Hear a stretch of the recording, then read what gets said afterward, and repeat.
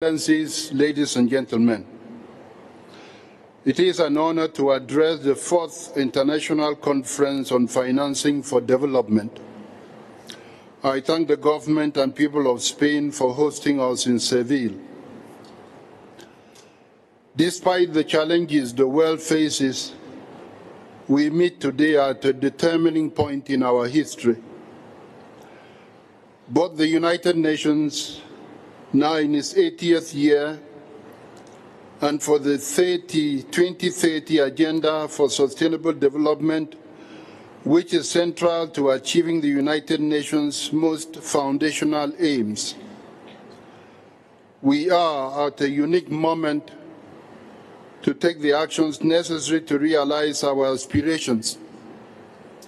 We have both challenges and opportunities.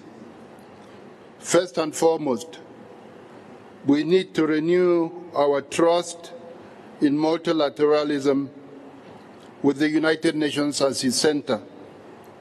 And secondly, we must lay the necessary groundwork to fully achieve the Sustainable Development Goals. And to do so, we need the political will of all of us gathered here today. Global solidarity across peoples and nations, the financial resources that exist and can be channeled towards progress. But above all, we need leadership. We need leadership to guide us forward into a brighter, more prosperous future for everyone, everywhere. This is what this conference is about. Your Excellencies, we are now just 5 years away from the 2030 deadline to achieve the Sustainable Development Goals. Yet, the gap to finance them remains vast. Global financing needs have grown dramatically since 2015. This is especially true for developing countries which require $4.2 trillion annually to close the financing gap. These developing countries are walking a tightrope between defaulting on debts, defaulting on their efforts to achieve sustainable development, and defaulting on the promise to provide acceptable standards of living to their people. The consequences are serious. 3.3 billion people live in countries that spend more on debt service than on health or education. Without urgent action, our promise to leave no one behind will remain unfulfilled. Your Excellencies, we cannot afford to lower our ambitions. The Pact for the Future, adopted in September 2024 by heads of state, commits us to closing the financing gap in developing countries.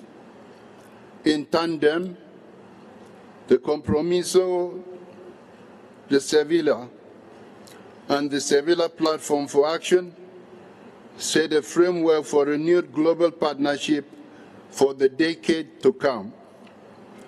Going forward, we must focus on the debt burdens which are derailing countries from their future or from the future they deserve. Reform of the international financial architecture, as called for in the Pact for the Future and reinforced in the Compromiso, presents options for creating more sustainable debt environments.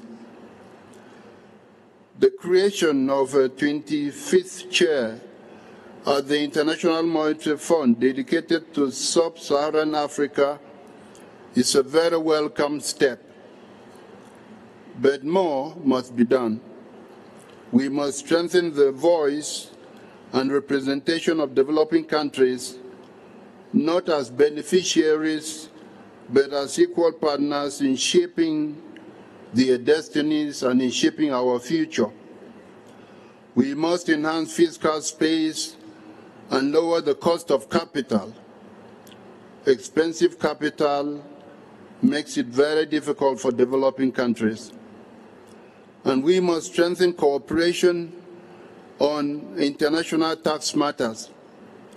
These efforts must include the finalization of a United Nations Framework Convention on International Tax Cooperation.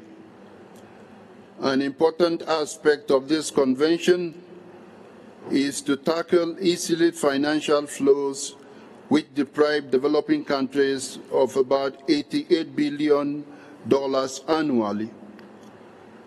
Through our efforts, scaling up climate finance will be critical to our success. Climate funds must be additional to, rather than diverted from other development priorities. Projections show developing countries need more than $1 trillion annually to build resilience. Each member state has something to contribute, whether financing and partnerships, capacity building, or even best practices. To this end, I urge member states to follow through in providing 0.7% of national income as official development assistance. This target was exceeded by only 4 countries last year, namely Denmark, Luxembourg, Norway, and Sweden. I call on others to match this level of commitment. If fulfilled, these funds could translate into fewer people going hungry in a world of plenty, fewer people lacking access to education amid a revolution in online learning, and fewer people falling behind in the global pursuit of progress. Your Excellencies, it is time to keep our promises. Let us ensure that Seville is remembered for what was set in motion: collective action to provide additional, innovative, adequate, affordable, predictable, and accessible financing for development from all sources, including the private sector. In fact, we have no shortage of solutions. Let us leave this conference ready to act together with hope, with ambition, and with the leadership that this moment demands. Thank you.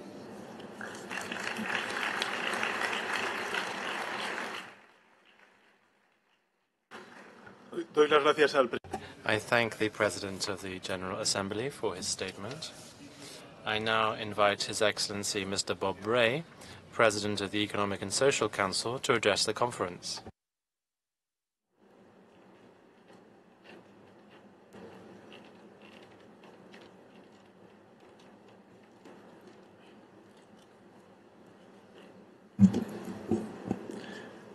Majestades, Excellencies, Your Majesties, Your Excellencies, distinguished delegates, colleagues, friends, it's an honor to welcome you to the 4th International Conference on Financing for Development. We are meeting in Seville at a critical time, full of possibilities, but also responsibilities. Around the world, political priorities are changing. Trade barriers are increasing, and international aid is shrinking. In this dynamic context, our shared commitment to multilateralism and sustainable development has never been so important. That is why we are gathered here today, to reaffirm our commitments and to set out our collective future. To overcome the fractures within our global financial system, to equip ourselves with the tools that will allow us better to respond to the challenges of today and to meet the needs of tomorrow, and to build a new path that is fair, inclusive, and sustainable. This is a unique opportunity for us to remodel and improve the global financial architecture. My friends, the stakes could hardly be higher. Financing needs for sustainable development have increased dramatically, and we have all an obligation to work collectively to be able to successfully respond to these critical needs. Climate finance is critical to address mitigation and adaptation needs of countries. The most vulnerable, from the least developed countries to small island developing states, continue to shoulder the heaviest burdens, and at the same time, they are given the fewest resources. We need tangible progress for the most vulnerable. It was a wise person who once pointed out that strategy without resources is better called hallucination. We have come a long way. Since the end of the Second World War, the 80 years that we are now recognizing today as a key anniversary for the United Nations, let us at least recognize that the global economy has been transformed, that billions have been lifted out of poverty, that we have in fact seen a tremendous increase in living standards, in education and healthcare across the world. This progress does not only come from international institutions like the UN, the World Bank, the International Monetary Fund, but also from critical national and local efforts, what we call mobilizing domestic resources. This is what has helped to build the world we now live. It comes from not just governments, it comes from civil society, it comes from companies and workers who are creating wealth in partnership. Partnership is a word we have to get more used to as we see our resources around us dwindling. We simply must break down the silos that exist in every one of our institutions and between all of our institutions if we are going to succeed.